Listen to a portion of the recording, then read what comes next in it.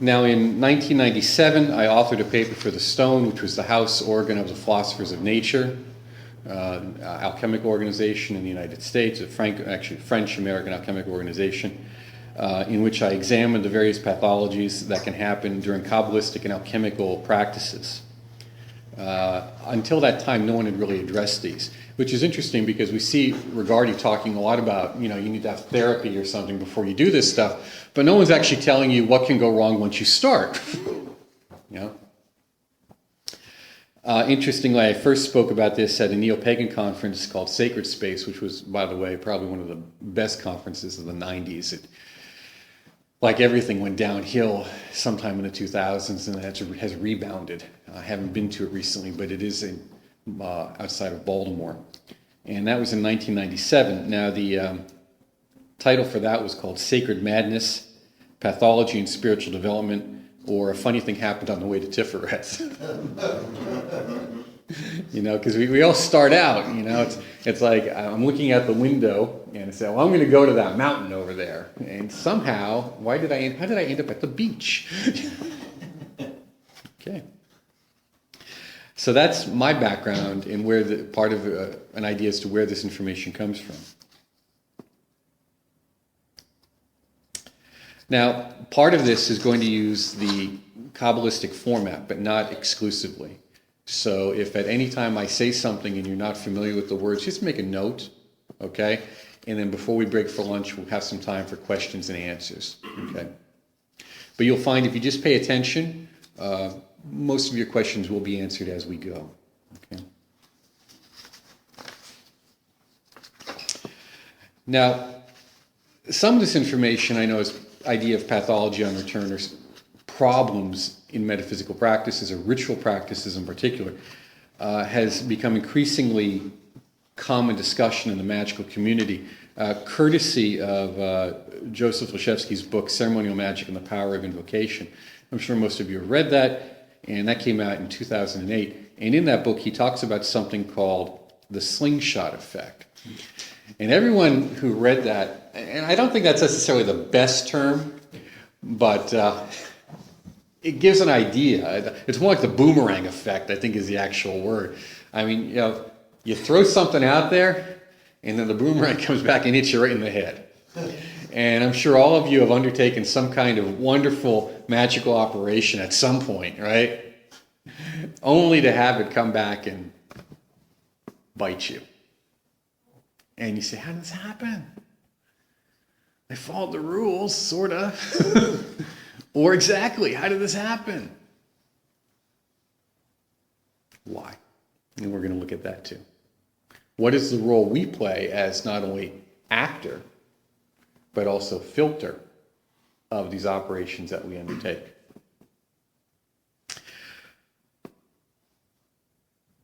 Those of you who have read some of the works, any Colin Wilson fans here?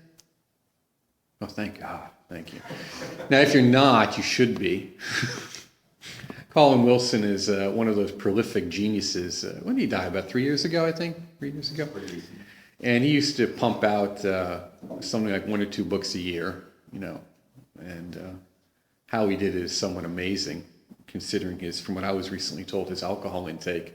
But that must have probably helped him, because he just really understood and attempted to understand what is the nature of the human mind and how do we get better at being human? How do we get better at understanding ourselves? And he did it in a wonderful way. And one of his books I kind of like because it deals with the early influences of research into this right brain theory. And he was doing it before anyone else was. It's called Frankenstein's Castle. And the reason it has a certain affection for me is because even though he wrote it in 1960s or 1970, he refers to his 1966 world tour. Actually, it was his U.S. tour, in which he lands at Wilkes-Barre Scranton Airport. So he had the joy of it landing there before it was even an international airport. But he talks about, in that book, why is it, or where is it, that we have these psychic experiences? Where do they work in our brain? Because we know that we have these ideas, and what he's trying to look at here is that notion of what? Brain consciousness. At some point, our consciousness has to what? It has to interact somehow with our physical organism. And it starts with the brain, works through the rest of the nervous system, as you know.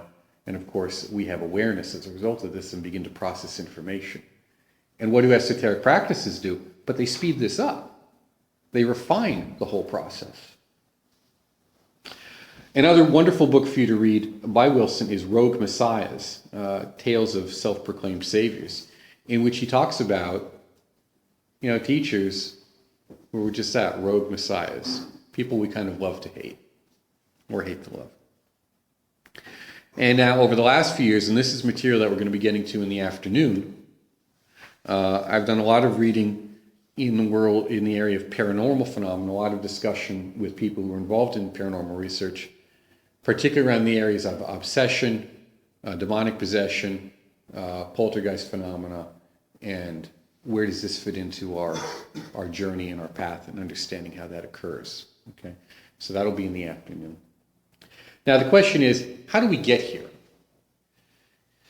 The cosmology that we're going to use for today is pretty much similar. And those of you familiar with the writings of Jean Dubuis and also psychosynthesis know that it talks about the process of what we call involution and evolution. Okay, and this is very, very simple. The idea is that we exist, right? But we exist in this kind of blissfully ignorant state. And through a series of processes, we separate out from this great blissful ignorance and take on more and more restricted roles. But also, as these roles are more restricted, they allow us to have more and more specific experiences of individuality. In the Bible, that's called what? The fall. Right? The fall. We depart from Eden, which is unity, and we descend into matter, which is duality. Well, now we've lost our sense of Eden, our sense of unity, and what are we doing? Well, all of our practices are really an effort for us to get that back, to essentially re-experience whatever that unity is. We can call it enlightenment, we can call it nirvana, whatever we want to call it. So that is the idea. But the idea is, as we go back, we call that in what? The path of return. This is a term common to Martinism and a lot of the French and European schools of occultism, which we use. On the path of return, we take with us all of our experiences. So we leave our blissful ignorance and return with blissful wisdom, or wisdom's bliss, experience. We now know ourselves. And what are we told? Know thyself and you will what? Know the gods. So, of course, we're aware of everything else too. Now, what gets people on the path of return? Well, I want you to take some time, either now or later, whatever, and actually think about it. Why are you here? I mean, right here today, in this room. What is it that motivated you to go through all these troubles and trials and tribulations to get here? Sure, it's not the same as, hiking across the desert and going up into the Himalayas, with bandits on your tail or something. But, you spent a lot of time and effort and energy to get here. Each and every one of you. Okay? So why are you here? What is it you're after? I want you to think about that so that you can actually get it before, or at least a sense of it before you leave today. Now, I always say, no one enters the esoteric path for altruistic reasons. It just doesn't happen.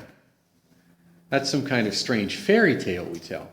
People enter the esoteric path out of desperation.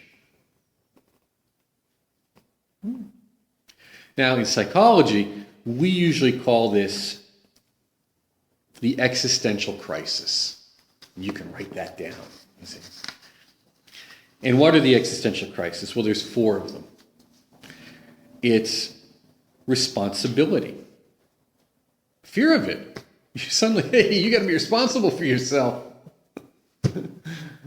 Mommy, daddy aren't taking care of me. Mommy, daddy, state aren't taking care of me. I actually have to make my own decisions and accept the responsibility for my acts. The other is aloneness. The idea that you exist, other people exist, and yet at the same time you feel essentially alone. Now this is very interesting because it is that individuality which is the basis for your enlightenment. Just as his responsibility is the basis for your enlightenment. Without that individuality, you'd be in primordial ignorance. But now as an individual, your acts are yours and yours alone, and that you're responsible for them, which means you can get enlightened. Now, otherwise, if your individuality wasn't the basis for your enlightenment, then someone would have gotten enlightened a long, long time ago, and that would have done it for the rest of us. Right? But it doesn't happen. Other people can act as guides. We can all have our friend and guide. They can help us. There can even be, they can jumpstart it for us through various occult practices. The woman who I met many years ago, I once asked her, I said, well, why is it that you weren't involved in the White Rose? And that night, she let me know. Okay. It was the most terrifying, one of the most terrifying psychic experiences of my life. You know, up until that time. And I didn't even know the word in German. I had to look it up. And I knew who it was from. So that was, you can jumpstart someone's awareness, but you still can't do it for them. Okay? And of course, you know, all initiations are about that. They're about jump starting. They, you know, jumper cables to get the car moving. The other is meaninglessness. Okay, I'm here, I exist, I'm responsible for myself, but life has no fundamental meaning. How do you bring meaning to your existence? This search for meaninglessness, this search to not be alone, this search to avoid responsibility, are also part of how people get manipulated. It's all part of how you get, but it's also by knowing it how you get free. And of course, the big one is what? Death. Fear of death. Facing your mortality. In whatever way that means. But these four fears are what drive people. Now, they either drive you unconsciously, which means you haven't thought about it, or they drive you consciously. You say, look, I've only got so much time here, I've got things to do. I want my life to have meaning, and this is what I'm doing to give it meaning, and you move forward from there. And then you have what we call a successful or meaningful life, more or less on your terms. So these four fears are very important, these crises, if you will, facing them. In many ways, these four existential crises represent the four levels of practice. Now, those of you who've read Light on the Path and some of the other things that Child of the Sun know, what do we talk about? There's four levels of practice, really. There's what? There's the exoteric practice, which is, you know, ritual and religious work. There's the beginning of esoteric. When we say esoteric, almost anything after that is esoteric because it means inner. So any kind of inner practice is technically that. So we have religious mysticism. Then we have what we really think of as esoteric practices, which is what? Initiatic rites and transformative rites. Okay? And then we have those rites of direct experience, direct illumination and awareness. And these crises really match those levels of the path too. Now, one thing that we do that pushes us towards esotericism is what Colin Wilson refers to as the outsider phenomena. And the outsider is that person who feels outside of society. I'm just not understood. I just not fit in and I'm not understood. And I'm such a special snowflake. And in my search for unique individuality, I find whatever is the model of the day and copy that copiously.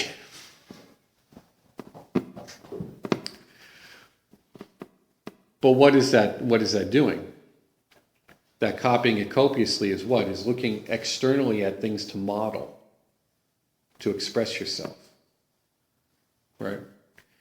And what the outsider does is, in their desire to wake up, or Gurdjieff referred to as that waking up, is they're constantly looking for external stimulation that will give them what? More experiences. And as you have more and more experiences, you'll have more to think about, more to process. Okay? Remember, that's why we're here. This is the world of what? We call it what? Malkuth, right? It's in the world of what? Isaiah. Isaiah's action. This is the world of action. We're here for experiences. It's very important to remember. That's why you're here. The question is, are the experiences you're having helping you or hindering you? Are you processing them or are you not? That's where the real problems come in. Not necessarily in the experiences themselves, but how we deal with them. Okay. So in that desire for external stimulation, if it's taken to an extreme, what happens?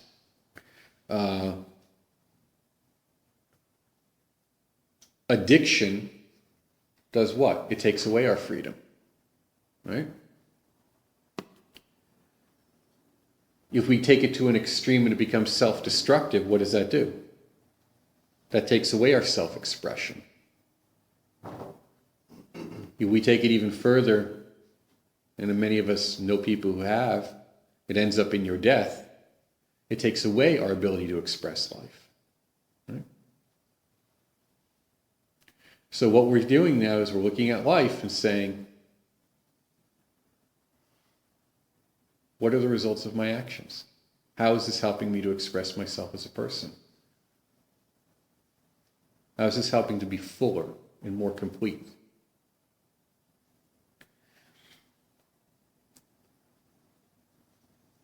What moves that beyond the realm of psychology into esotericism or initiation, which is transformative. When I use the word now initiation, I'm always referring to those practices which are transformative. You understand what I mean?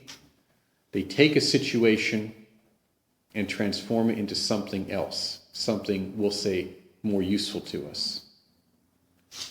So we take our anger, and that allows us to keep our house clean. We take our laziness and sloth, and if we keep enough awareness, we can use that as a to say, well, I will now actually meditate now. Now, actually meditate, not go to sleep. Okay? Okay? Well, say if you're tired, you will take your energy, your creative intellect, and what? I will do something useful and helpful with it. So anything that we have, because we're in duality, is double-edged. It has an active phase and a passive phase. It has a constructive phase and a destructive phase. And what we're trying to do is to understand that. How do we get beyond that duality, right? Because you get a little tired of it after a while. And that's what we call nirvana or enlightenment, that unity. Within us personally, that has to do with something very simple. The relationship between the subjective and the objective. Okay. The subjective is all that goes on within our heads. And the objective is what's going on outside of us. It's something we can all point to and see and understand and at least more or less agree upon, or at least observe to some degree.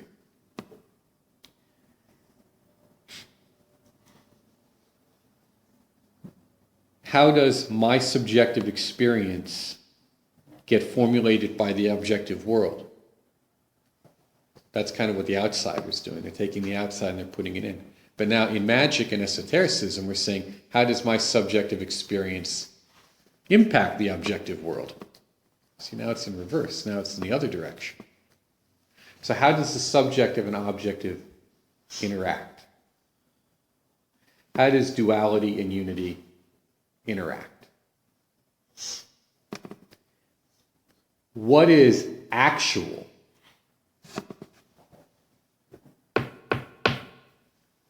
From real. Real meaning reality, a perception.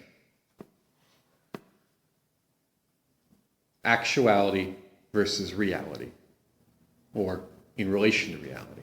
That is my subjective perceptions in relation to what is really there. In many ways, when we do esoteric visualizations, we're kind of creating a a controlled psychosis. You know, we're creating these little worlds and we're living in them. You know, how is that different from someone who really has a psychotic break? You know? Yeah, it is. But do you understand what I'm saying in terms of the relationship? Yeah. One is controlled, one is uncontrollable. Yeah. But to someone observing it, there's many similarities. If you were to watch someone undertaking a magic ritual from the outside, you might think they're having a break, depending on the ritual. Okay? Then, ultimately, this has to do with the question of time and eternity. What is time? And what is eternity? So these are 4 different ways of looking at the same question. Okay. In the end, it all boils down to one thing. We are trying to understand causation. In a word, karma. Karma is that, causation. If this, then that. And when I would teach public speaking at the university, I used to say to my students, and actually when I did composition as well, I said, this is the only Sanskrit word you're ever going to have to know. I write on the board, karma. What does this mean? It means cause and effect. Everything is an if-then statement. If this, then that, or a couple potential that's. But everything is connected and can be understood. So when you're writing your paper and giving your speech, just make sure everything flows in a connected manner. If this, then that. If this, then that, right? See how it applies? It applies to anything we do. Engineers, if, then. We tinker here, there's a problem there. Anything we do. Recipes. If you change something here, then something will change over there. So look at your lives and understand that what you're doing in esotericism is not just trying to understand this relationship between objective, subjective, subjective, objective, but also if-then.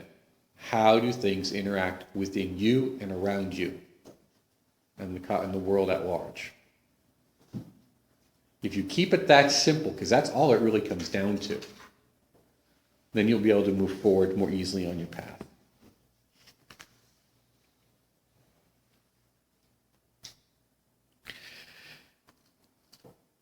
Now, all errors to understand and apply these truths result in what is known as sin or suffering. And this is a distortion of truth. As you know, sin means to miss the mark, miss the point. It's an archery term. There are variations of it. And to sin means to not understand what's going on, or to not understand causation. It is not a permanent state, because it is a distortion. It's really like a funhouse mirror. You know, we all love to go to the carnival, right? Or at least you did as a kid. You go to the funhouse and you'd stand there and you'd look compressed or you'd look tall or thin or whatever. And that's what happens when we don't understand something. We distort it. And that's what sin is. It's a distortion. Well, that reflection in the mirror isn't you. It's just your understanding of you at that time. It's your perception of yourself at that time. If you want to change the perception, what do? You walk away. You don't stand there and look at it. Same thing with sin. If you want to understand the distortion, you have to stop and take a good hard look at, how did I get here? What is the chain of causation? Which means that pathology, excuse me, or error, if you remember our notion of the descent, remember we talked about the descent of the energies? Pathology really then is an essential part of the process. Because if we start out ignorant, then the only thing we can do is grow from experience. And experience sucks.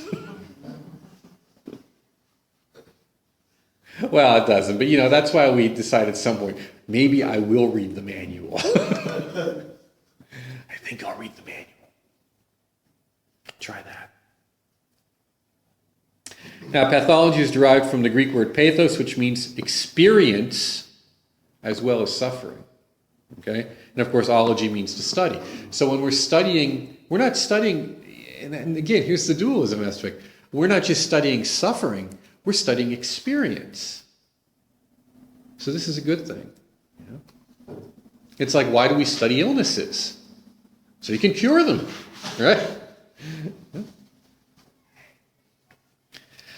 Something I published a while ago, and I'm just going to read it off to you, is 10 points, talking points for consideration as we proceed. I published this on Vox Hermes some time ago, and I just want you to think about it. You know, spiritual insight is often referred to as a breakthrough. You know, a breakthrough, you know, to what or for what purpose? And to us, as I've just answered to you, is the self-created and maintained psychological constructs that obscure rather than reveal or facilitate our realization of the immanent presence. That's what we have that breakthrough for, to get through that. Physical illnesses often precipitate a spontaneous breakthrough, as some of you may know from your trip before your trip here. This weakening of the grip of the world on our psychological state, deliriums, fevers, whatever, are subtle, but underlying presence of our death, and that is suggests that this will assist in our real initiation that can take place as a result of what we will experience. Ritual initiation, and many of you have experienced ritual initiations, and they're very wonderful, but they are a contrived or artificial crisis designed to induce this breakthrough. A direct experience beyond the psychological. One of the problems that we have, we'll talk about that later, about modern initiations is we try to make them safe. And as a result, well, they don't work. All initiations, be they ritualistic or authentic, meaning a spontaneous actual awakening, are really in many ways a death and rebirth experience.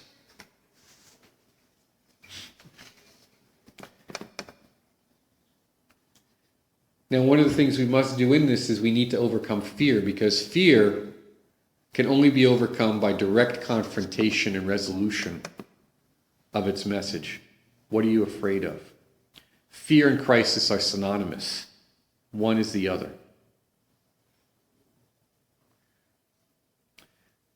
The awakened heart, or the heart unafraid, is earned. It is not bestowed, but it is only earned by confronting our fears. And genuine spirituality will make your life a stinking pile of shit as the onion is unpeeled, or the wrinkles are worked out of the rug, so to speak. Now, about crisis, because of this stinking pile of shit that is now your life, it creates fear and crisis. Why did I do this? It was easier the other way.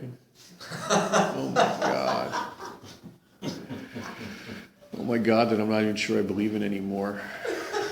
You know, I'm so conflicted about that. Oh my God, it's wonderfully politically correct, but I don't have any faith in that either. Oh my, it's. Oh my guess. We get the odd other combine them. It's a guess. Oh, it's all just a guess. We don't know anything. Why'd I do this?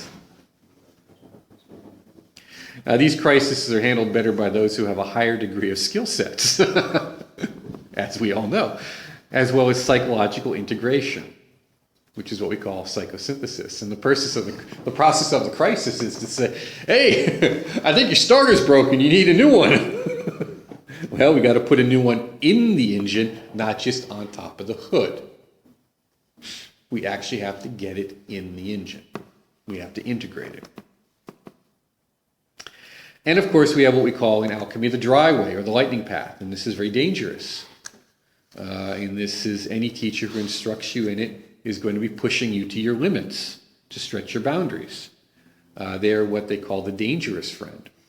They are your friend, but they're not your friend. They're not there to tell you that you're a special snowflake and how great you are. They're to hold your nose to it for a purpose, so that you can stretch your boundaries. That's why it's a dangerous path. But there are other paths as well. Now, when we speak of safe spirituality, what do we mean? Safe for who or what? Is it for the body that's going to die? For the inner self that is beyond harm? No. It's safe for your established self-image, or what we call ego. An ego is simply whatever we identify with. Just keep that in mind. It's whatever we're identifying with at the moment. That's our ego, our sense of self. So you can identify with anything and say, I am that. Ego's not a bad thing. It's just, is it narrow or is it broad? What do we include in our self-identification? Initiation is to help us to include more and more things. And not just include them, but to actually, actualize them.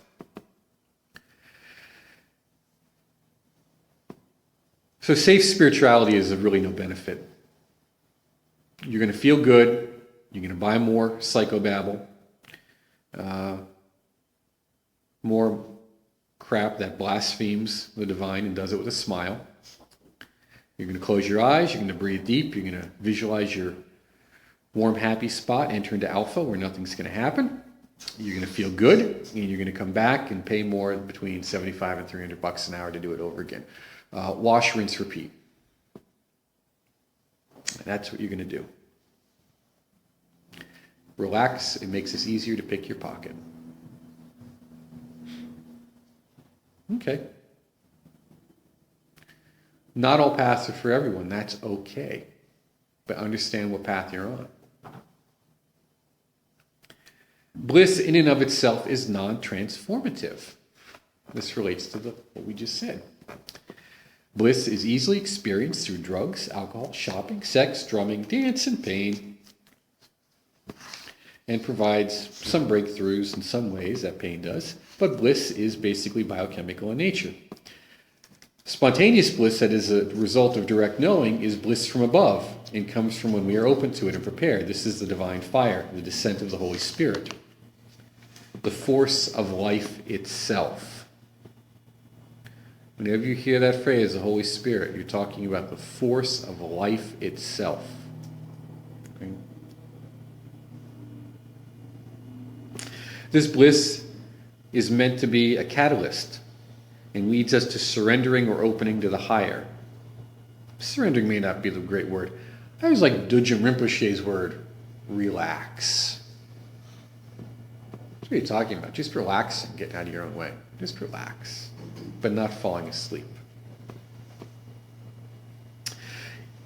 If this surrender is not achieved, this relaxation is not achieved, then the induced bliss becomes what? An end in and of itself. And it does not bring any changes in consciousness. At worst, seeking this bliss becomes an addiction, leading us to self-destruction. Because this is really simple.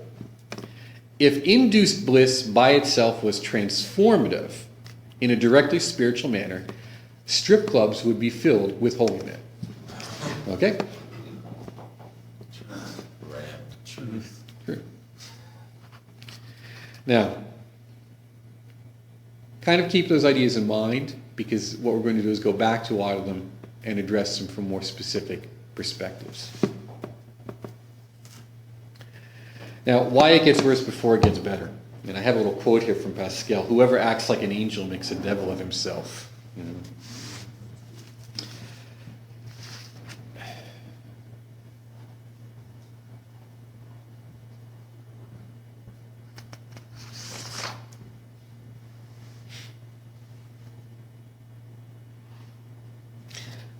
I had a note here. I was talking to a good friend of mine before this weekend, Paul Bowerstocks, who he's one of these guys who you don't hear his name much except around me, but he's written a lot of books for shamans. You know. They, of course, publish it under their own name, but he's the guy that wrote it. And we always talk about what is the hero and the anti-hero. You know, the angel that makes a devil of himself. I'm going to be so good, so good, so good. And then what happens? You know, they pop. You know. And we were talking earlier about why is it, you know, that we love our anti-heroes. You know, why do we like pirates? Why do we like Captain Jack Sparrow. Okay. Why do we like whoever that fellow was? I don't know, but the guy from Breaking Bad, the guy who goes, that chem teacher that goes makes meth. Think about it. Why is that popular? These are criminals. In many ways, murderous thugs. Why do we turn them into heroes? Because they express the energies of life uncontrived and on their own terms. So we see that in some ways as a level of self-expression. We view that in some ways as a level of what? Enlightenment. It's really what we're doing. We're projecting the notion of them as being enlightened beings. They're not burdened by the ethics and morality of day-to-day living, are they? So when we look at, the problems of day-to-day life, we see that, God, we need rules. Otherwise, things just fall apart. But how do we manage those rules so they don't manage us? Because if we're so rule-bound, we can become terribly constrictive. Now, there is extremes to this. Those of you, of course, who are involved, there are certain rules to cooking. If you're not careful, you're going to ruin it and destroy it. There are rules to engineering. There's simply things and there's rules to medicine. There's just rules about life, about the physical world. Well, the rules we're talking about here are what? They're social rules. Okay, they're rules about human interaction. Okay? And we begin to take them as such a truth that they no longer assist us, but they hurt us. So then we look at examples, to a model. Well, who's not bound by this rule? And if we don't find a spiritual guide, oddly enough, one of the first things that we can find that's closest to it is the criminal. That's why the notion of the madman and the yogi are so intertwined. Okay? Just want you to keep that in mind.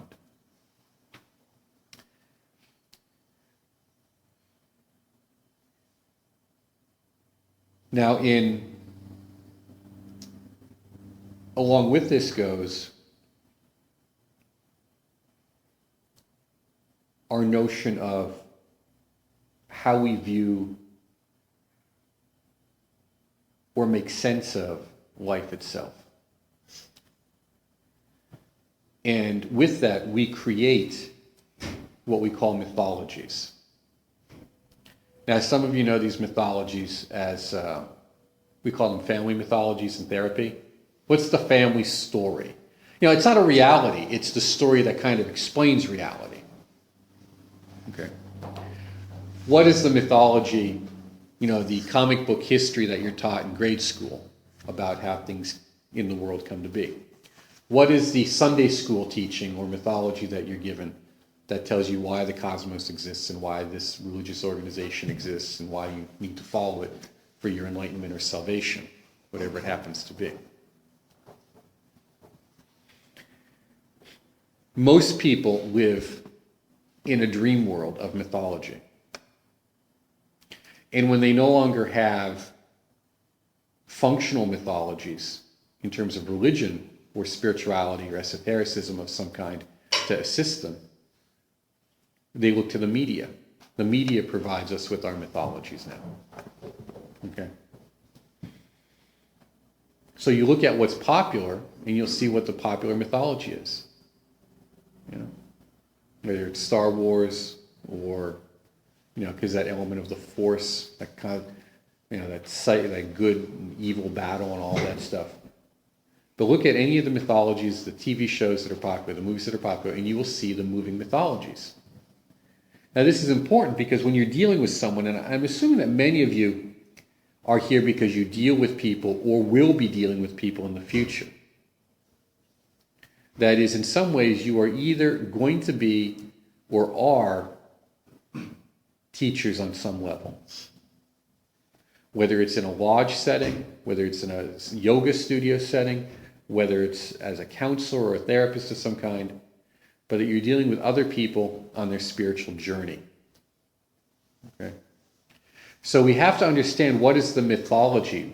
First, we have to understand your own, but when dealing with others, you have to understand what is their ideals. Because what we need to do is we need to move away from this kind of mythological living.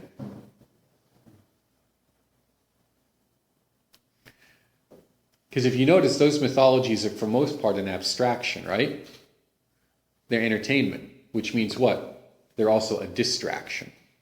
They keep people from actually doing any work that's going to make their lives better or more meaningful. Wilson talks about this in one of his books called The Mind Parasites. See, to keep you from becoming awake, you know the story, the gods don't like it when one of their cattle should be free. Okay? To keep you from being enlightened, I don't need to get you caught up in a life of debauchery. I just need to distract you, says the demiurge. Just need a distraction. That's all. So our life is constantly bombarded by these distractions, and one of them is the mythologies, the dream world that we allow ourselves to get sucked into. Now, what we do at some point in our life is we move beyond that, and we say, I want to understand the dream life. And we'll call that moving up the tree, if you will. Okay? I don't just want to have the dream of Yesod. I want to actually understand this dream, and we'll say that's Hod, for lack of a better terminology. If you don't know what I mean, write it down, and I'll answer it before we break. But here, even in Hod, which is where most magical and occult practices are rooted, the realm of the mind, and the mind as intermediary between the physical world and the unconscious and we'll call it the super celestial or the higher self or whatever you want to call it. I don't like those words, by the way, but we'll use them, okay? The mind can become an end in and of itself. The dream becomes an end in and of itself, but here the ritual, understanding the fantasy or the mythology, becomes an end in and of itself. And when that happens, we end up with modern Freemasonry, where all you do is keep. Why do we exist? To make more members. Our purpose for existing is to make more members. Just becomes a revolving wheel. It doesn't want to go anywhere. We need to use the mythology, not be used by it. Okay? Understand your mythology and use it. Don't be used by it. It's a tool.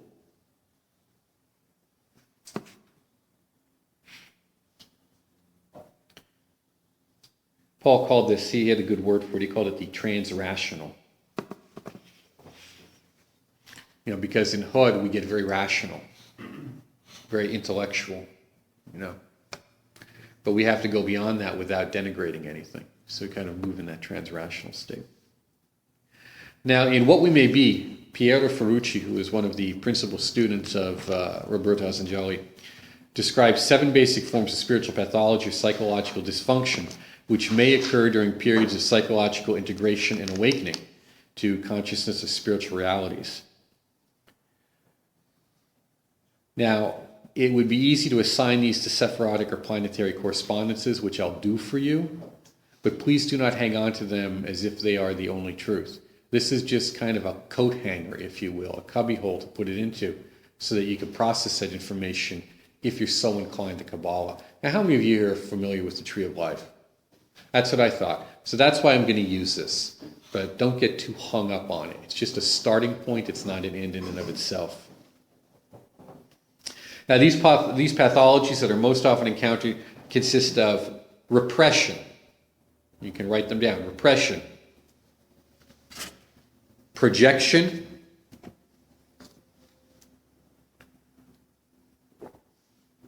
Compensation. Desacralization. Defensive pessimism. Routinization.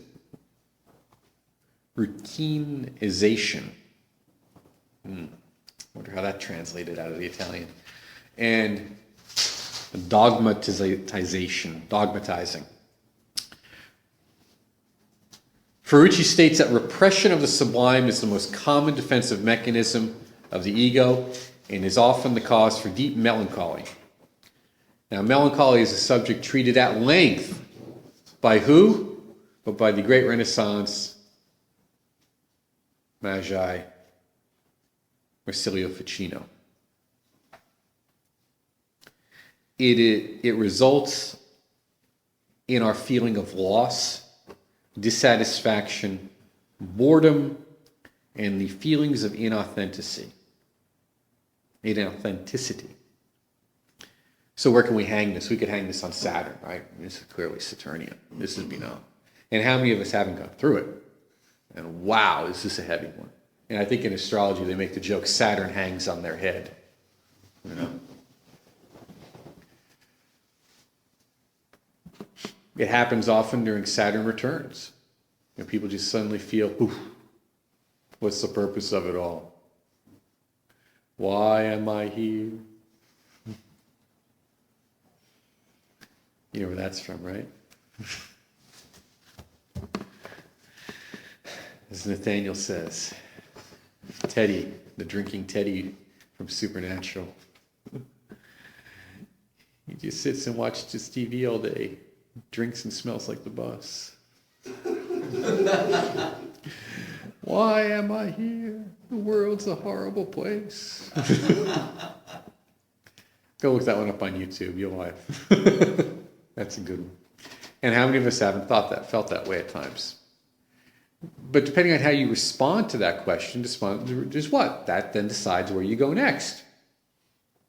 You may decide that you've reached an end to a particular phase of your life and move on. And it can be as very simple. It doesn't have to be the big heavy duty stuff, but it can be as simple as, you know, what I had to do before this seminar. I mean, I had to clean shelves. I had to get rid of stuff to make room for more. You know, I looked at it and I had to think, okay, it's still in the wrapper, you know? Haven't used it. I'm not going to get to it. Accept reality. Get it out. That's, you know, but there's a whole other bunch of different paths I could have went down on that if I really wanted to feel sorry for myself, right? I don't even think about it because it's not worth it. It's like, oh, okay, there's more space. Thank you. And now I have to do is keep control of my fingers and not hit the Amazon buy now button. yeah, just type them back. You see, then you'll use your nose. It'll be like, what were those? Remember those?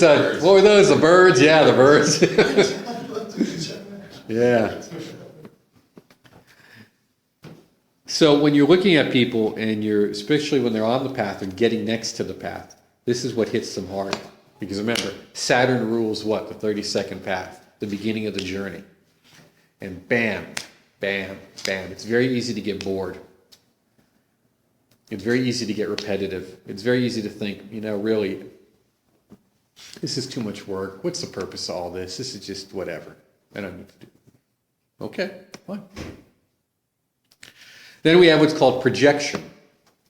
Projection results when we encounter the divine, accept it as real, but refuse to make it a part of ourselves and instead see it as a manifestation of another person, place, or thing.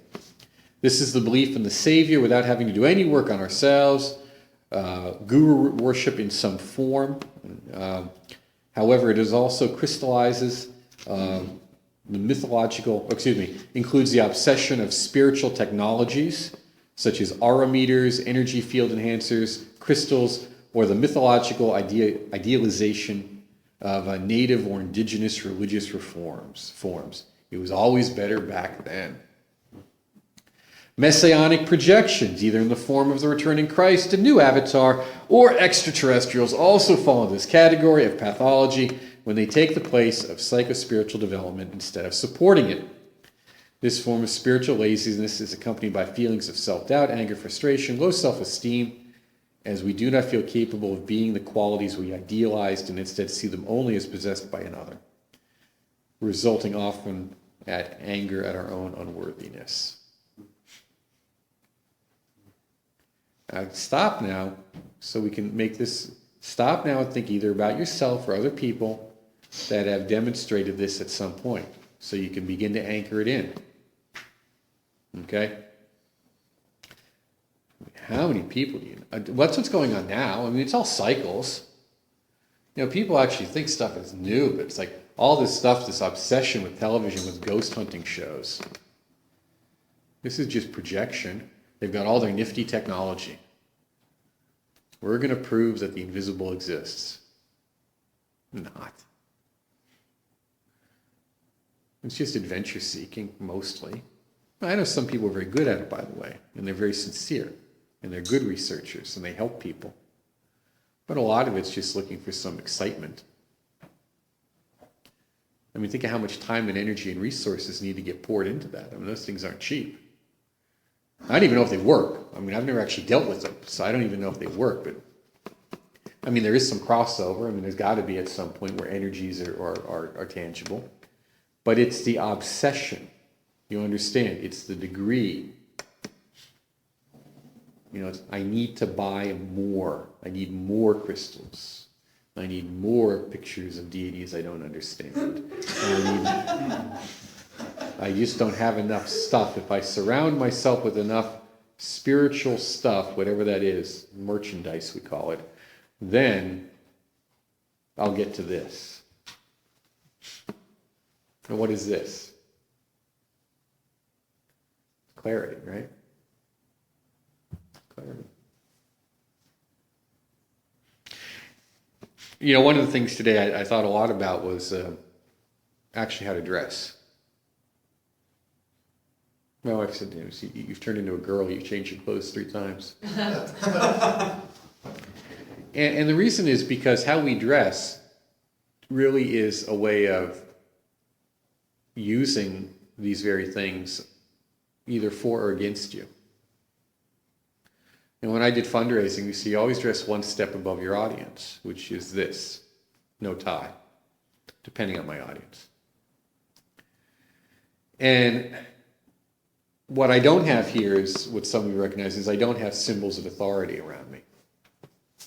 But I do have some symbols, but not of my authority. Because I'm not making an appeal to authority for you to believe in what I say. I mean, I gave you the background, and hopefully you like it, but I'm not making an appeal of symbolic authority. I'm not wearing special clothes that set me apart from you that says, I know what I'm saying or know what I'm doing. I don't have symbols of teachers or anything like that. All we have here is the lamp of the mysteries, which you probably can't even see. The ode to the past masters, which is the red mask, which you probably can't even see. And then the offering plate, which is right down the middle pillar. Now I do have our little electronic light. I like these. Keeps the landlord happy. They're not afraid of the fire and the smoke detectors going off. You know, when you get those Chinese lead wax candles. You know.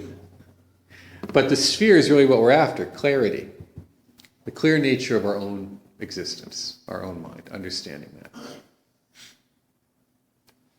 That's why it's such an important symbol. Is what you're doing helping you to polish that and make it more clear, or is what you're doing obscuring it? It's the only question you have to ask whenever you undertake any operation. That's it. Very simple.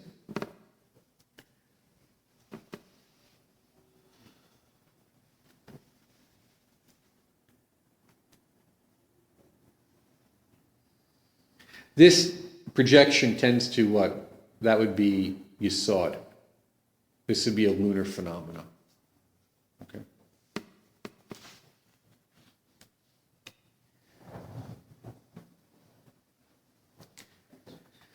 Compensation is the embracing of views, ideals, or activities opposite of those sought and experienced in the transpersonal and spiritual realms.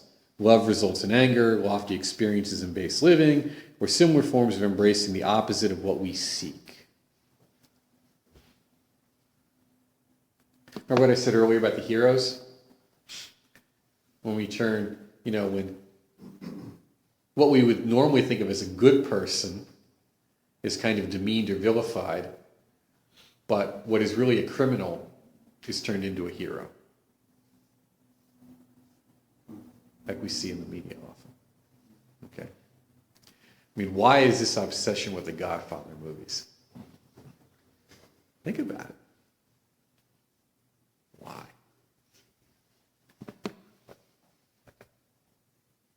Why? Why this obsession with criminality? Why these video games of, what's the one where they run around stealing cars? Grand Theft Auto. Think about that. That's the mythology you want your 12-year-olds to have. Okay? So, this is what we call the shadow. Embracing the dark side. Too much of a good thing becomes toxic, so then we tend to want to go to the other extreme. Systems that emphasize purity and passivity have this as kind of a rebound, is very common. Okay? This is why you see a lot of, disenfranchised Catholics, You see a lot of extreme when they walk away from it for this reason. Ritual purity is very important because it's a means to an end. But when it becomes an end in and of itself, it's toxic. Ritual purity is, again, exoteric in nature. It is to prepare your mind and body and space and attitude for the esoteric experience. It's not an end in and of itself. When ritual purity becomes an end in and of itself, it leads to what? 613 kosher laws and Islamic fundamentalism.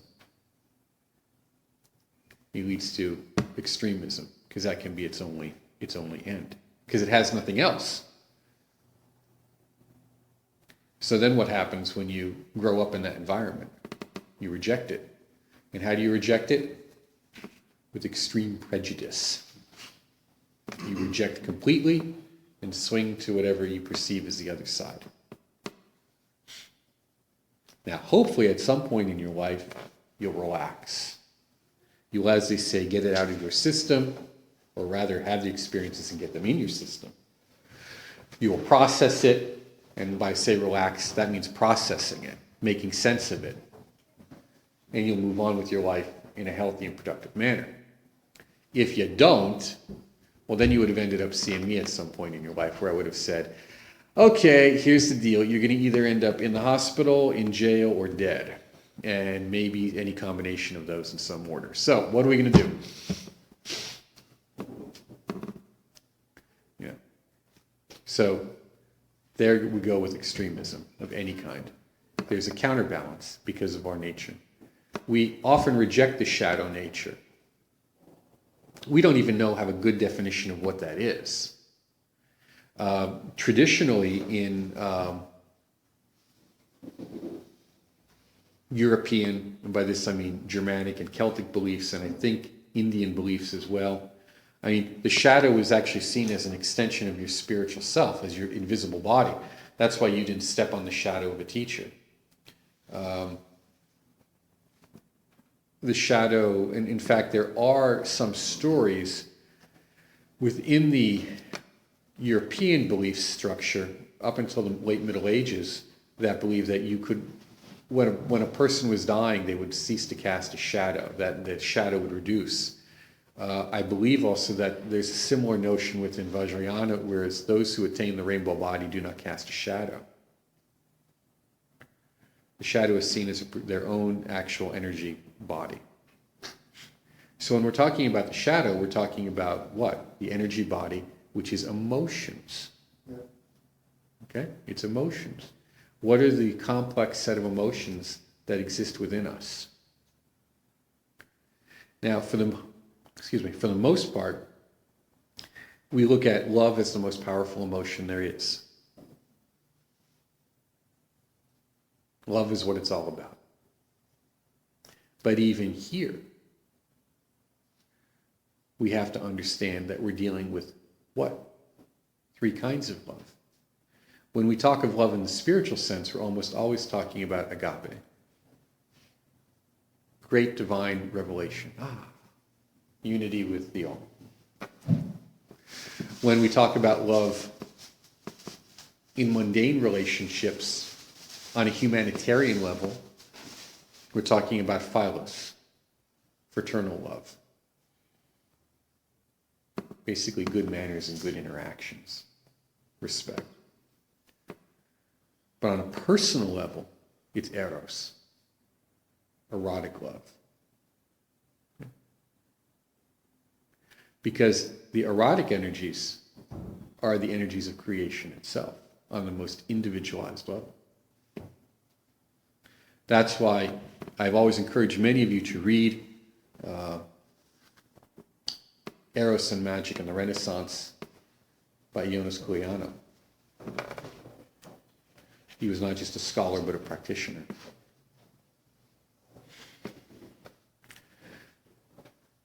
Eros is the key. Eros is the hook. Everything that attracts your attention and holds it, pulls it in, does so because of eros on some level. We'll get back to that. So when we repress eros and its expression, we can manipulate and control you. And yet if I tell you you can just express it freely without consequences, I can manipulate and control you. Because everything has consequences, whether it's a sexually transmitted disease or a baby. You know? So these energies of life is what we're really seeking to understand. Both on an emotional level and then on the biological level. And from that, also what? Some kind of spiritual level. Where does it fit into the whole? You know? Because when we deal with that, that just changes our whole picture of deity. You know? Deity is no longer just an abstract notion, but deity is a very active, vital force. Which unfortunately for many of us, not so much me, but for many of you, the environments that you grew up in religiously really emphasized just this purity, this abstract purity, and saw anything else as absent. Now within mysticism, Western esotericism and Kabbalah, we talk about that immanent presence mostly as what? Shekinah, or Shekinah, the immanent presence of deity, that immanent presence of the force of life in us, in the physical world. That's the force of initiation, by the way. A little more on that later. So, this rebound is common. We see this often in religious mysticism and devotional practices, where the only thing that is addressed is and this is only addressed by total surrender to one's chosen path, by pushing on or entering into initiations and transformation. When you enter into that meditative religious purity aspect or religious mysticism that still has a lot of moral and ethical rules from the outer teachings, is still there, is guiding you. Guiding you is one thing. Holding you back is another. When that is still there, and these ideas or pathologies begin to come up, now you have to transform them. You understand? You have to not run from them, but you have to address them and accept them as a part of yourself and as okay. We were beginning to move beyond the notion of good and evil. See, at this level, it's all good and evil. Right, wrong, do this, don't do that. Now we're saying, but that life doesn't work that way. It's not that simple. I've got to take what I've got and use it. I've got to transform it. Okay. Desacralization is the destruction and minimalizing of anything that is representative of the superconscious or the spiritual. And don't we see that a lot? Just go to your average OTO lodge.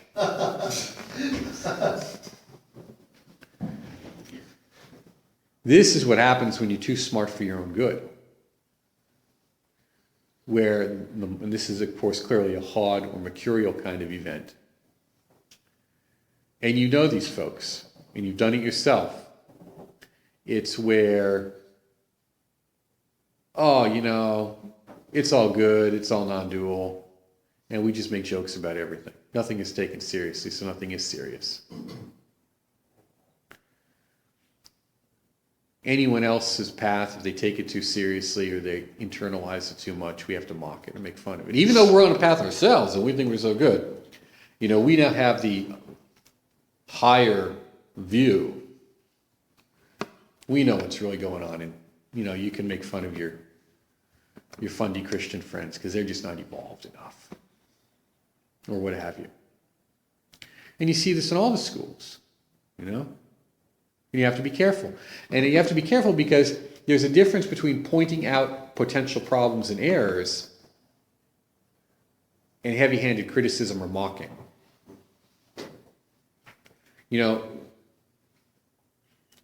Brian and I, we talk about, a lot of the problems we run into with different teachers, particularly in yoga. Because a lot of these yoga teachers, they teach it, hatha yoga as just basically calisthenics, in a nice format, in a quasi-PC multicultural format, and we're all going to say namaste or what have you. But the reality is, there is a good chance that at some point, when you run enough through the mill, that someone's actually going to open something up. And then what happens? Most of these teachers are not qualified to deal with the crisis of awakening that we're talking about here. Now, that's not putting them down, that's pointing out a reality. How we point it out decides whether we're being rude about it or we're being polite and helpful. Now, I want the people who work on my car to be qualified. I want the people who work on this with me to be qualified. It's that simple. And that one of the other pathologies we'll see is just not worrying about that too much. So you have to look around and say, are you respecting the spirituality of others? Doesn't mean you have to believe in it. It just means it's okay for them, and I'm okay with that. Rather than, it's okay for them. Those are two very different views. See, when it's okay for them, what you're doing is you're having to put yourself above them in order to feel secure about your own place. Whereas you just say, well, where is someone at? See, people ask me all the time, how do you deal with people? I said, I deal with people as people. I look at where they're at. I had a discussion with a fellow about a year and a half ago at the Masonic meeting. I was giving a lecture on the future of Freemasonry at the Pennsylvania Academy of Masonic Knowledge. The fellow came up to me afterwards and he said, well, I hear you talking about all this esotericism and all this stuff, but doesn't fit real well with my religious convictions. And I said, well, that's okay. I said, Freemasonry is what you want it to be for you. It's not what someone else wants it to be for you. So I said, as long as your involvement with Masonry is making you a better person and giving benefit to your life, that's all that matters, not what someone else says it could be for you or understands and interprets the symbols in a particular way. So now I have historical reason and justification for what I say, as did one of the speakers who came up after me. So, but that's not the point. The point is, what is your experience and is it good for you? So you have to meet people where they're at if you're going to help them. And then you have to find out where they want to go, not just drag them along to where you think they should or could be. Should, would, and could are moral imperatives, and they always end up in ruin. So find out where they are, how they got there, where they want to go, and help them to the best of your ability to get there. Because if you are, that path will widen. That'll widen. Or if it doesn't widen, at least it won't be at a dead end. It'll take them to someplace good.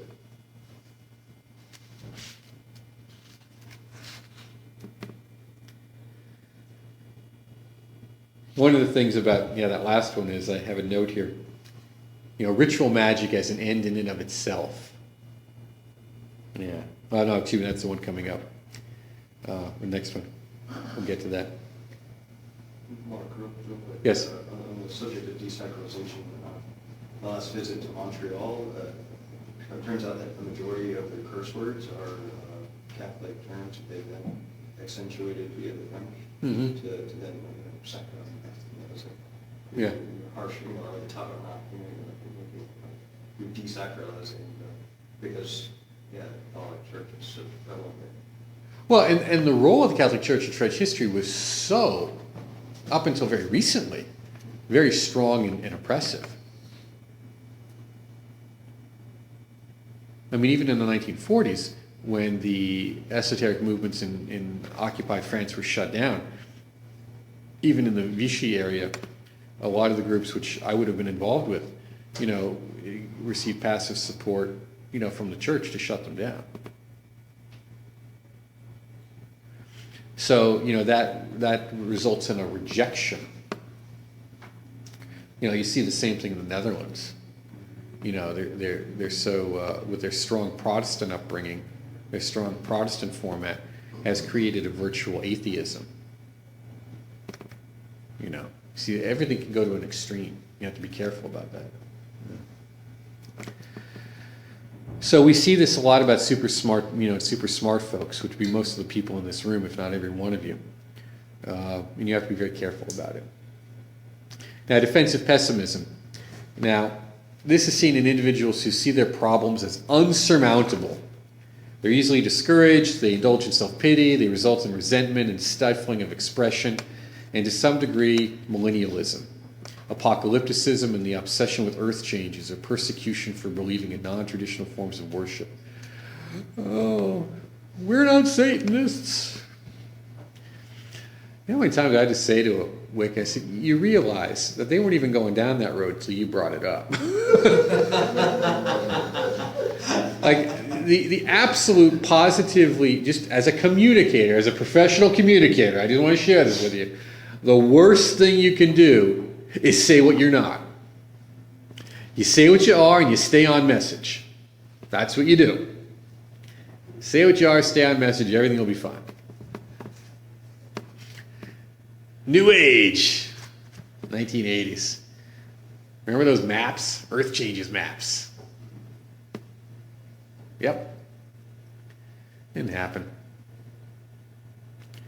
Millennialism, apocalypticism, a feeling of being out of control, being swept along by forces bigger than you. Guess what? Welcome to the Kali Yuga. There's things you can't control.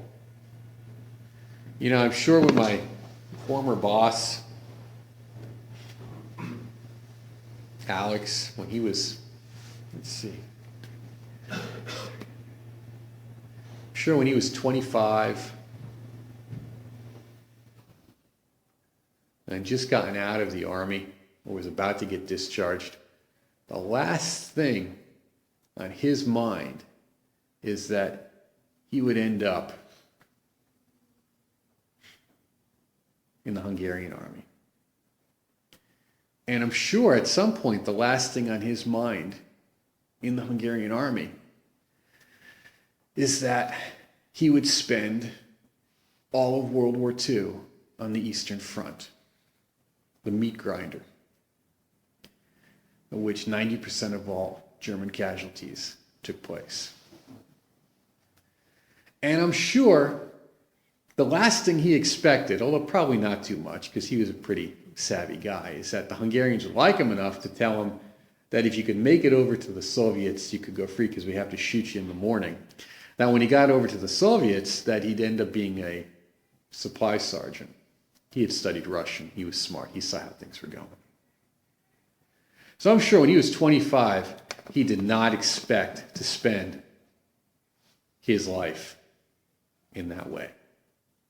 And I'm sure from day to day, he had no idea what was coming next. Because, it was always interesting. So why do you put so much paprika on stuff? It's what they put on the dead horses to make them palatable. course, he had to go out and drag them back in. So there's stuff that happens that you have no control over. That's life.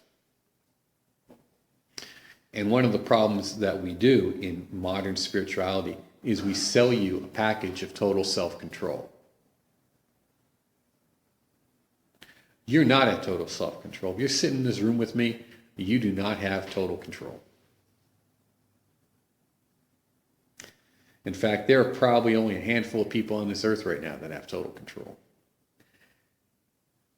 And they don't have total control over anything other than themselves. You understand what I mean by that? You cannot control everything that goes on around you. All you can do is control how you will respond to it. And respond is not a reaction. Reaction is habituated. A response is done with awareness.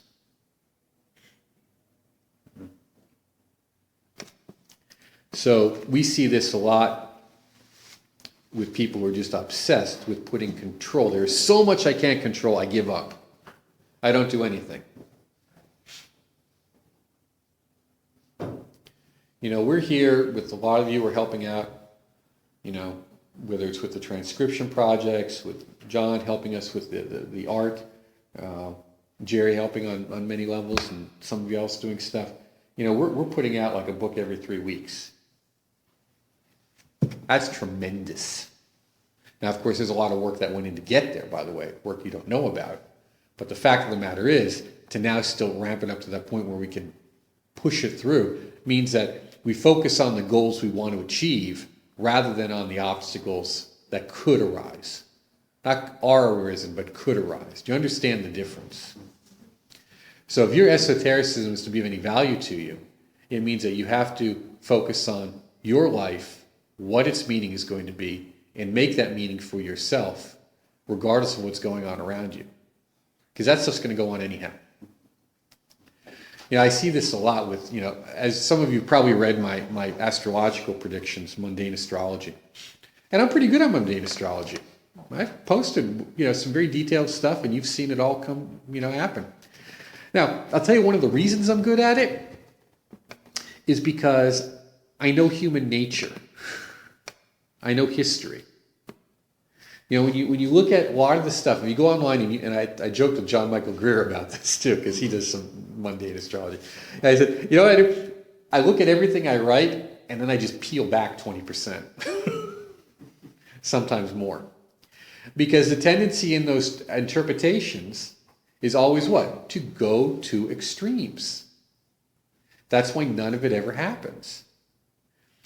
The people doing the predictions are projecting all of their own. They are a filter. They can't get out of their own way long enough to actually see the data. That's why most of it is worthless. And I encourage you to go online and do some mundane chart looking up and just notice how it's vague stuff, nothing you can hang your hat on. Everyone said, oh, there's going to be war in the Ukraine, it's going to be horrible, NATO's involved, blah, blah, blah. I said, nope, will not happen. At least not in the time frame they're talking about. And that was, what, 2 years ago? I said the Pope would be what? 6 months to 5 years, 4 years. And he said what? He would be a 3 to 4 year Pope. Now, I got that from somewhere else, but that was still as a result of reading the chart. Okay, I want that to be clear. So, if you'll notice, whenever you feel yourself going to an extreme, reel it in, and you'll probably actually be able to see what's going on. So, that's where defensive pessimism. Yeah, things happen. Move on. Set your goals, have a goal in life, and work towards it. Routinization. What was the association? Well, that was Tifereth. That was like a Tifereth sun issue. You know, self-identity, you know, crucified for me. This is where the superconscious is formally accepted but is so organized that the creative element is stripped from it. Slogans, empty rituals, and other trademarks of partial understanding are seen here. Concrete truths from the past are held in preference for spontaneous and creative experiencing of the truth themselves in the present and in the consciousness of the individual. This is particularly dangerous pathology that tends to strike organizations and groups focused around a single leader. This would be like Hesed and Jupiter. Things get set in stone, in our cubic stone. Doesn't change. And you see this a lot. I mean, how many folks, okay, they read Rudolf Steiner, and Steiner was, I don't know, I never found him terribly wonderful. Okay. I just didn't. Maybe it was when I read it. I'm open to that. That was a long time ago. I may not just have been able to process it. But I read it and said, so what? How do I experience this? You know, they just accept it. Alice Bailey. That's probably the worst of it. Alice Bailey. Yeah. Those little blue books. Oh, man. Esoteric astrology. Oh, you know, if there's a reason to just descend into total and utter debauchery and lawlessness, you know, Alice Bailey would be the tipping point for that. I remember when we lived in Ithaca, you know, these folks, you know, they were just the little blue books. Oh. Spontaneity. Life is spontaneous. So how do you express this spontaneity, whether in art, and in insight, and in cooking, and martial arts, and music, and whatever you're doing, spontaneity.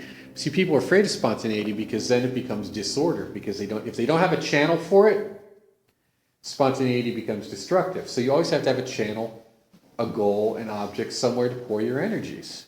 I tell folks, the only people who have problems with rituals of Mars is because they don't have a goal ahead of time what they're going to do with it. You know, I said, always find a goal ahead of time and focus on that, and then your energies of Mars will be fine. But if you just do rituals of Mars, then it's just like throwing gasoline on the fire, you know?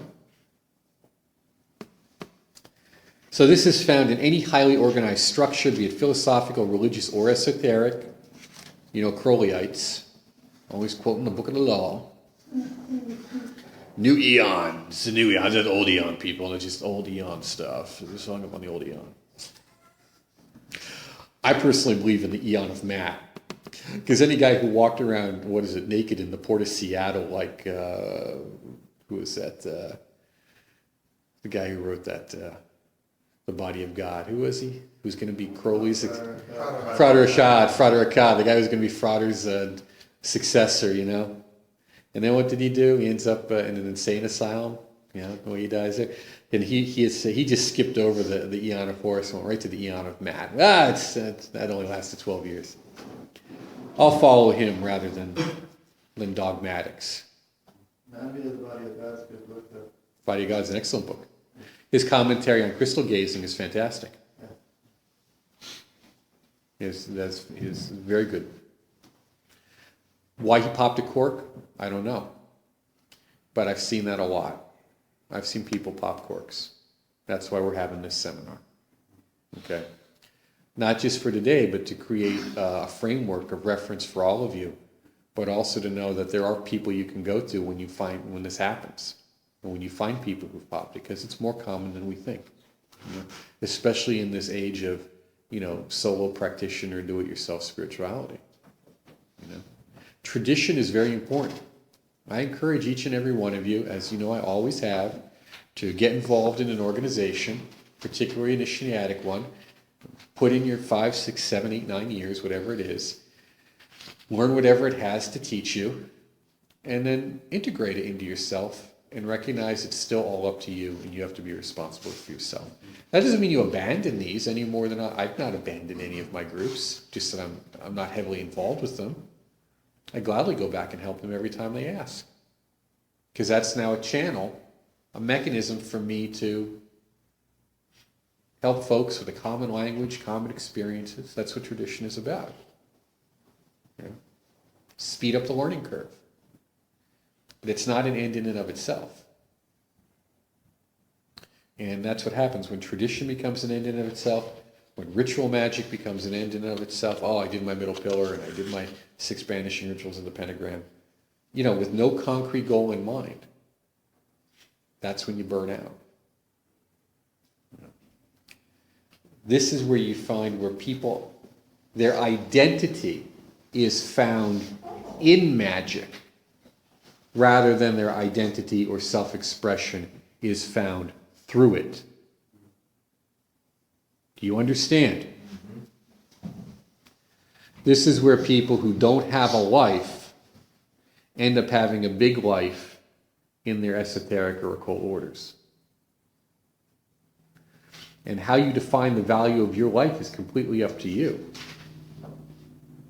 But I think we've seen what can very much happen in these groups.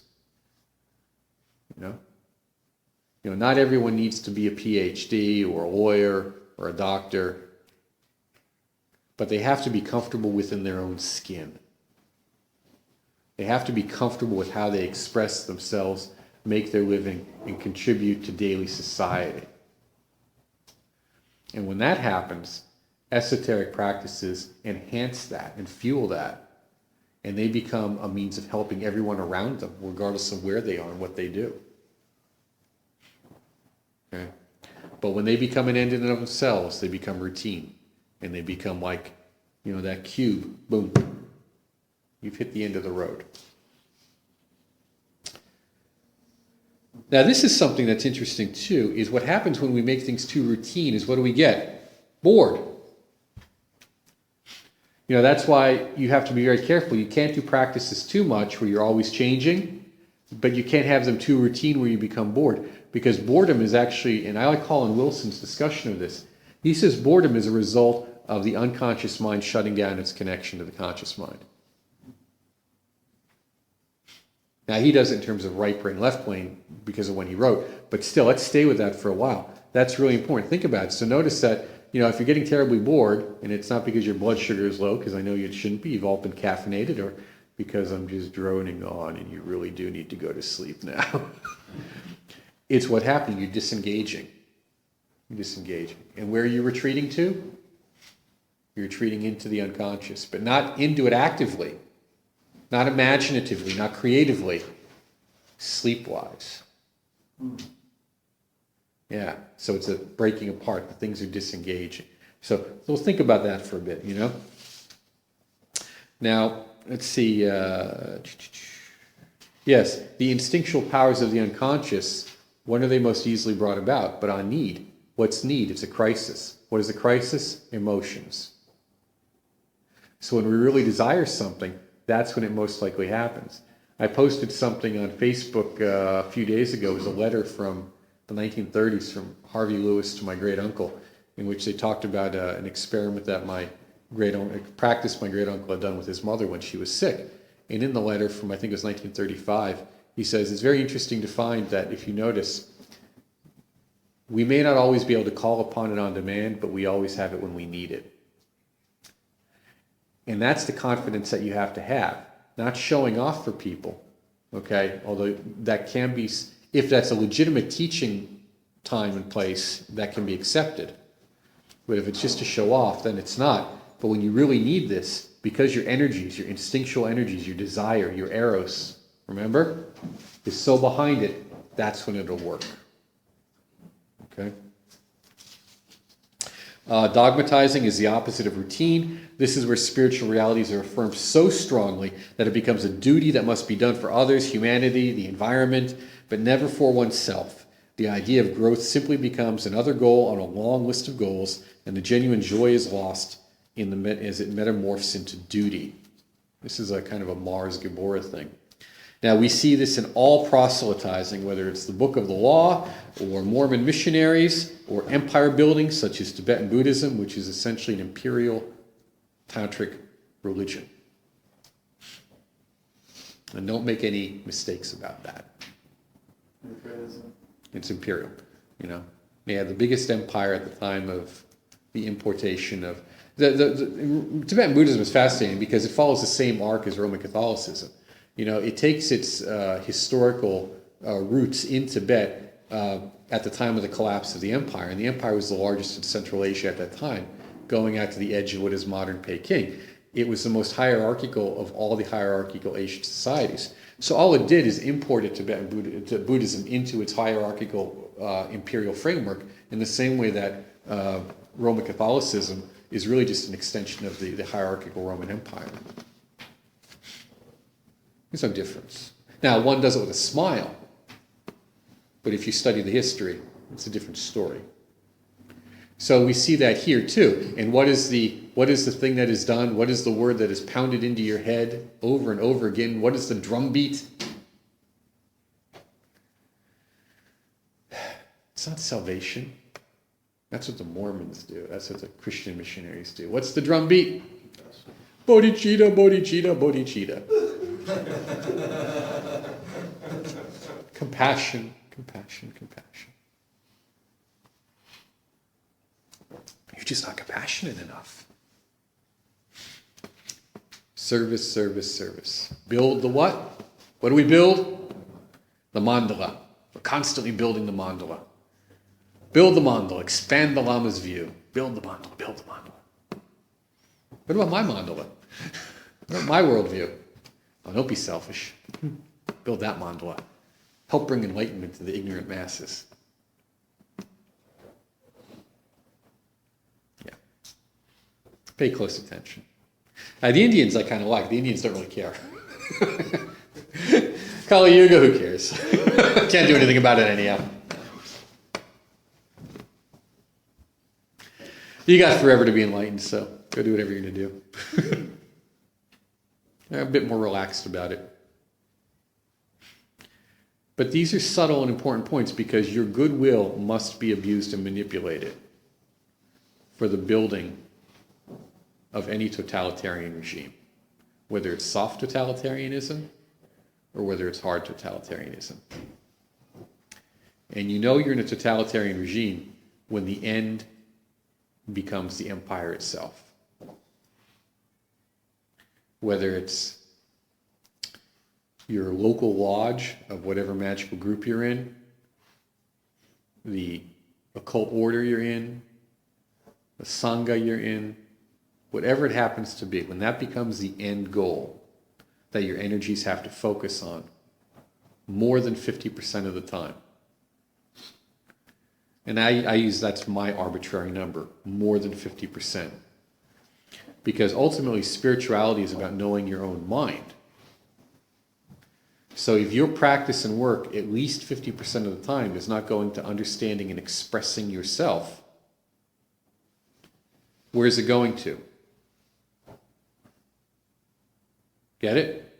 What are you really expressing? I mean, if it's good to serve, it's good to get in there and serve and have the experience. But if you're being led to feel guilty on some level because you're not doing enough, or because you want to leave and do something else, there's manipulations going on and your goodwill is being used against you. Now, Dr. Kalia, who I had for my graduate thesis, and I also had him for several classes, he was funny. One of the things he said, and I adopted this, he said, I don't do guilt. I either do it and I like it, or I don't do it, but I don't do guilt. And I used to tell folks, look, hold on a second. I wasn't brought up Jewish and I wasn't brought up Catholic, so I don't understand this guilt thing. And everybody laughs because they all know it. Guilt. It's a control mechanism. And yes, there are some things you should feel guilty over. But you have to figure out what they are and then make the appropriate changes so you don't do it again. That's called self-reflection on the outcomes of your actions. That's self-responsibility, rather than something coming in and imposed on you saying, you need to act in this way. Yeah. Oh man, I accumulated my 100,000 Vajrasattvas. You know, I have my little pin on my thing to show it. I'm clearly the better practitioner.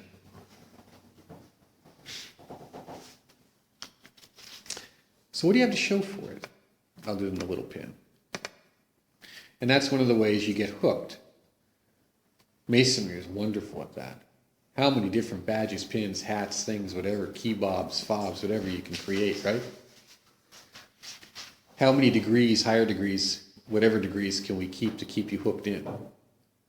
how many different sadhanas can we create, which are really just, if you look at them, they're really all cookie cutter the way they're designed. You know, sorry, it's true. Even the so-called termas are all cookie cutter. You know, that are then often put out for what we offer them as just basically fundraising purposes to the locals. Pay attention to what's going on. It doesn't mean you can't benefit from it. Okay? It just means pay attention to what's going on. Sometimes you can benefit from that. You know? Take advantage of it. Go get it. Go learn what you want. But notice when notice when something is trying to hook you in. And you'll know that when you try to get out. That's why I talked about that in here. Getting out should be just as easy as getting in. Actually, it should probably be easier. If you want to leave, fine. If you want to come back, if you leave on good terms, fine. In fact, I encourage that a healthy group should actually have a time limit, like high school. You know, you come in, you learn almost everything in the first 7 years. You know, this way, and then you begin to get really involved, but in a more responsible manner. And then for a couple of years, and then really by year 10, 11, 12, you begin to ease off. And I think that after every 10 or 12 years in a group, there should be a forced sabbatical. You should be forced to leave, to go away for a year or 2 or 3, and then come back. Because that way, the organization doesn't depend on you. It doesn't become your identity. You understand what I'm saying? You have to then stand on your own. And that's really what the 4th level, direct experience, is about. After I've learned all these methods of transformation and initiation, I have to apply them. And I often can only apply them to myself and my own unique life situation. Or not, unique might not be the word, but my life situation. I have to do this. I have to learn to be on my own. And a lot of spiritual groups do not, they actively discourage that for a variety of reasons, plus, you know, good and ill.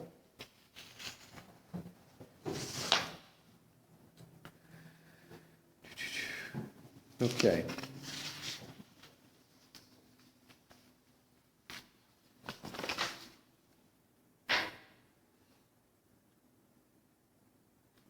Yeah, human ego, our sense of self, is a strange creature. You know, it just fights change. You know, new ways of living, feeling, praying, loving, and being are so very different in many ways that very often they're really only minor initiations from our perspective. You know, it's we do all these things, we wear all these new clothes, we eat all these new foods, we learn all these new words, and yet nothing has really changed. It's kind of like an intrapsychic coup d'etat. You know? Can you explain that? Oh, you're going to change things? I don't think so. Okay, I'm going to let you get away with all this external stuff. But I've undermined that. I'm going to still stay in control. There's not going to be any real systemic or structural perceptual changes. It's just going to be all external. I identify with all the externals again.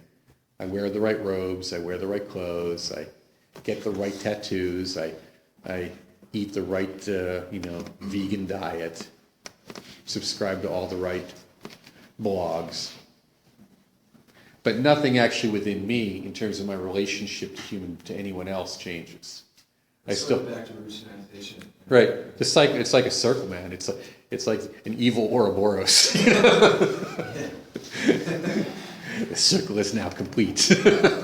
Mark, do you feel that that's kind of akin to that process where that some hypnotists will see where, you hypnotize a person to become free from, I don't know, say smoking. It takes for a while, and then they revert back. Because the subconscious kind of sheds that suggestion. Do you feel like that's a similar process? Very much, because the subconscious, there's an emotional, chemical aspect with smoking. Stephen King, said that, the synaptic enhancement of nicotine was just kicking. Now, being a non-smoker, I don't know what he's talking about, but, I joke with some of my friends who are. They say, this is a 3-patch night. we can't rule out that chemical interaction. And there's an emotional bind to that chemical interaction. It's not physical. You have to understand the body, responds in very strange ways to things. We put values on stuff that the body does not value. It doesn't have a value for it. You have to think of this in very crude and violent terms in a way. Now,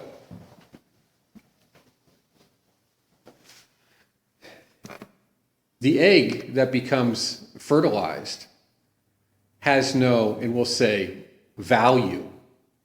There is, we'll say, within certain spiritual systems, but chemically speaking, biologically speaking, purely physically speaking, it has no value on how it gets fertilized.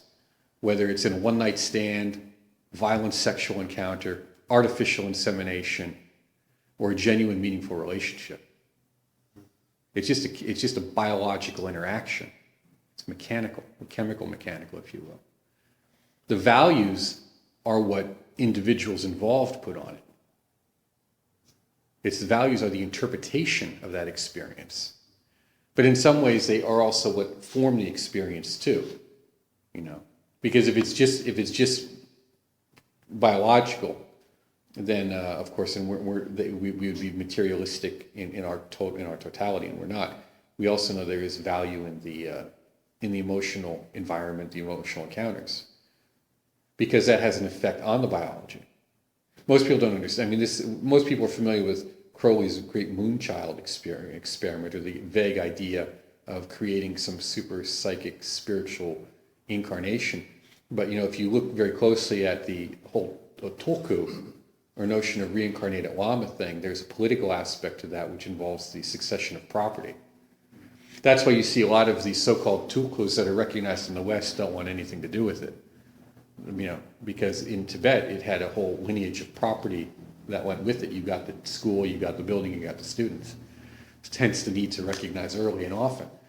But in the process of creating this reincarnated being, if it was an actual act, the male and female involved would usually involve a great deal of work on the inner energies, particularly as those energies relate to the basic biological functions of the human being, which they refer to as the bindus, the spheres, okay, and of course, again, even bodhicitta. One of the meanings of bodhicitta is actual male sperm. Okay, so with that being said, why are we refining these energies? Well, then they actually have a refined effect on the physiology as well. And people are very horrified by that, because then you take that into the super race, Superman kind of construct. But you do pass things on.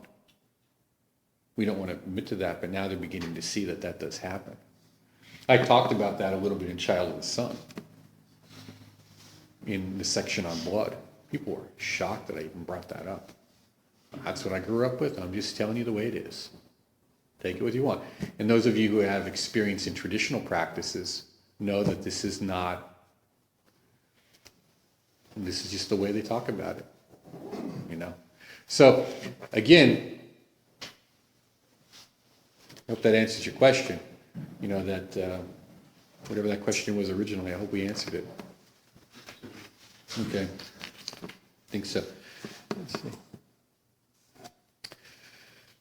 Fiocchino states, spiritual experiences are not without their own dangers, even the higher ones. Intense spiritual stimulation may bring inspiration, but may also penetrate directly into the lower unconscious, where it throws light on and excites the demons, instinctual energies, forgotten memories, and so on. These then tend to rise to consciousness, causing all sorts of trouble to the surprised conscious personality. When the demons are thus aroused, the contrast between the different sides of our nature is felt with particular intensity. I think there isn't one of us in this room who can't understand that and identify with it. Again, intense spiritual experiences are what initiation is about, so that it stirs the pot, brings it forth, and we must address it. You cannot run, you cannot hide, and your nose is held to it. And hopefully your teacher is capable of doing that for you and helping you. If your teacher isn't, hopefully they recognize that and are able to send you to someone who can.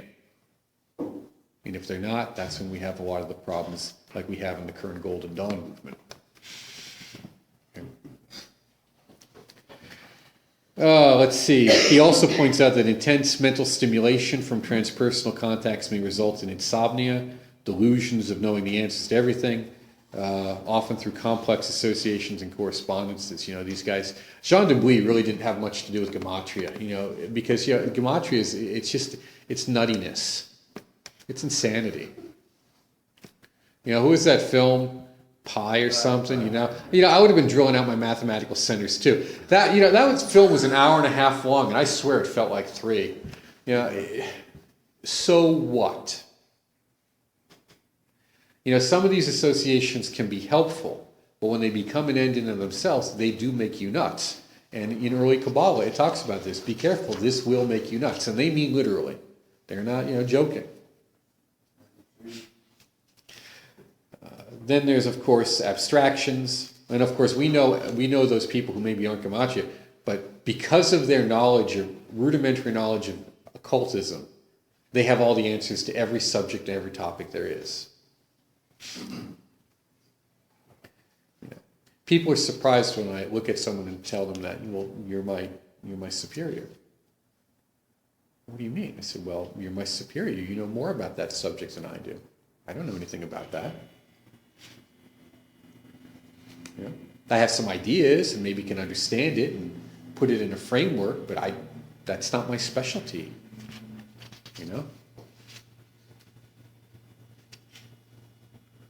We've had interesting discussions about music, but I'd have no more attempt to tell you about music than I would anything else. You can maybe take what we've understood and put it in an esoteric framework for your own research or for my own understanding, but I'm not going to tell you about it. I've never written a note. What do I know about it? Engineering?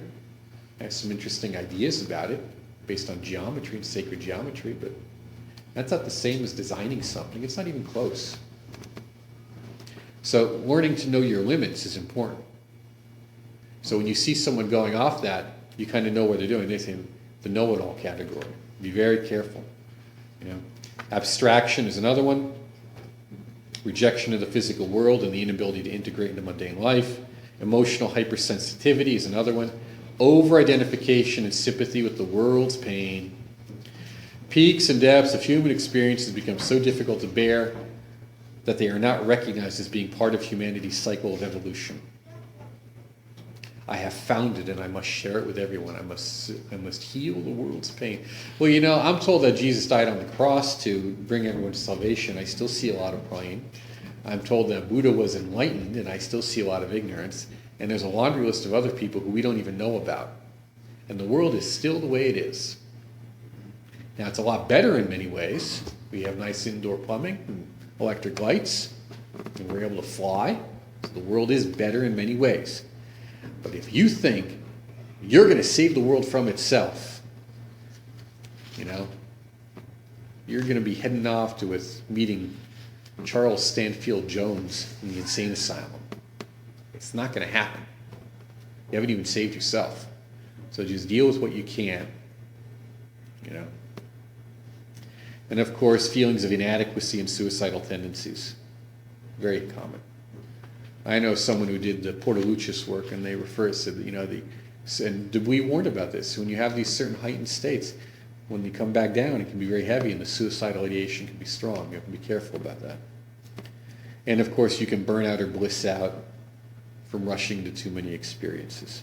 So this is not meant to be to detract from genuine spirituality or the magical results that can occur from these practices, but just to show that true spiritual development can only occur in a conscious, complex, and in a complex, conscious environment where psychological health to some degree exists. Until the vehicle is made ready, everything that we do is just house cleaning. So we have to look again at what are our motivations for what we do. And I talked to you earlier about that. What is my motivation? Why am I here? Now, it is noon. We have some more material to go over this afternoon.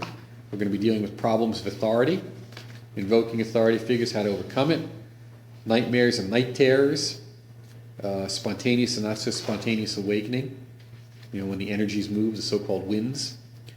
And then I'd like to spend some time on hauntings and paranormal phenomena. In fact, we can breeze through some of that to spend more time on the paranormal phenomena, 'cause I'm sure that's mostly what you're interested in.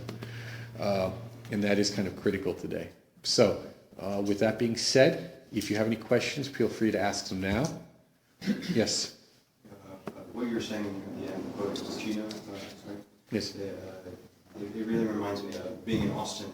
The hallucinogenic community is like that's the fundamental drive for a lot of spirituality in 20-year-olds, something, Yeah. the millennials, and it almost like breeds this like, oh, I know everything, and like, but then the hypersensitivity, it all seemed, and I was curious if you had worked with people that had abused hallucinogens. Yeah, I have, but those who are in this room who've done it, they've all done it in a traditional environment. Or at least they had enough traditional experience so when they did it quasi-recreationally, they had safeguards in place. They weren't just, tripping. Some of the folks here, they can come over and talk to you privately about that. But of course, Brian has led people in traditional shamanic experiences down in South America, and he's sitting right next to you, and he's going to be the authority on that as far as I'm concerned. I was kind of curious if you could speak to the pathos that's generated. Well, that's a chemical vegetative path, as we would say, on the tree. So it's tending towards, first it goes to Yesod and then veers off to Netzach. Oh, sure. Yeah, so it's all energetic feel good. Remember the 7 stars, the 7 chakras, if you want to use that vague analogy. It's just stimulating all the psychic senses. It's like heroin. Heroin is great for that because the high is just so long and lasting, and it's just so, they say it's better than, it's like the longest orgasm you'll ever have. That's why chicks are really big into it. So that kind of, the high, the drug of choice, I think also points towards, some other personality identifiers. Coconuts, or people did a lot of cocaine, they were kind of different. They were not the kind of person who would go off and do heroin, So you can look at the drug of choice, and I think that, Dubuis stated that mushrooms were an involutionary product and really discouraged the use of mushrooms. Whether that's completely true or not, because one thing you might say publicly, it might be a little different for an individual, but I would say that, they definitely open up the gateways into Yesod profoundly and brightly, but you have to then be very careful because what next? You're not in control of that environment until the drug runs its course. That's why you need people around you to keep you from hurting yourself or hurting others. And it's not because of the drug, it's because how your mind, unprepared for the experiences, may respond to it. And actually, you mentioned so really brings in like why spiritual sexual predators are so rampant in those communities. They bust themselves wide open. They think they're one with all unless they can step outside of most people's boundaries. Well, the whole notion of the Yesod, the Netzach element is of love. And that love, is very powerful. And, for most people who don't have a high, I don't want to say a higher sense, but a more widening and encompassing sense of love, that immediately is sensory oriented. So it's going to be visceral and it's going to be sexual. Because that's the quickest way you can feel bliss. I mean, so someone jokingly said, "What is it? We're only addicted to 2 drugs. What is it? Endorphins and what was the other one? Oxytocin. Yeah. So it's whatever fires off the chemicals in our brain, and can be a whole. And the more sensory involvement you can bring, meaning the more whole body experience you can bring to it, the better it is. I mean, that's what you want. I mean, that's one of the reasons with the problems with pornography is it's sensory deadening.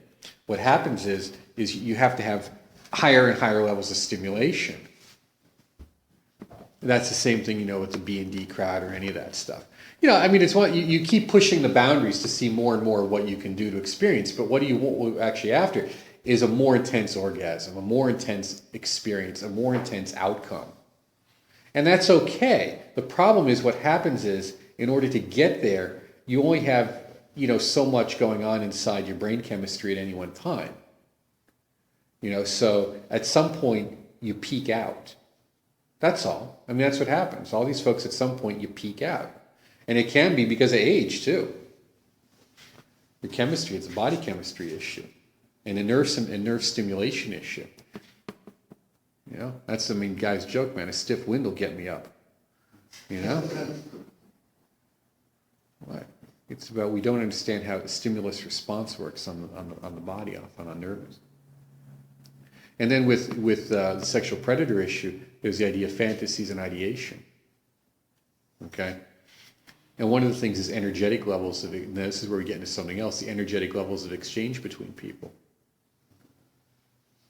Well, I don't know, we'll get into, that's too much at some other time, because that also is what is the payoff from pedophilia too. And there's energetic, you know, the intense emotional energies that are existent in a small child or a prepubescent or basically moderately post-pubescent, you know, boy or girl. The energies of life are rampant. The Chinese use a little boy urine to treat a lot Yeah. of issues. Yeah, I mean, you know, if you know, this is the thing. It's the typical consort is between 16 and 21, and it has to do with what's in the menstrual fluids, what's there. It's very chemically precise. Okay, but that's for another time.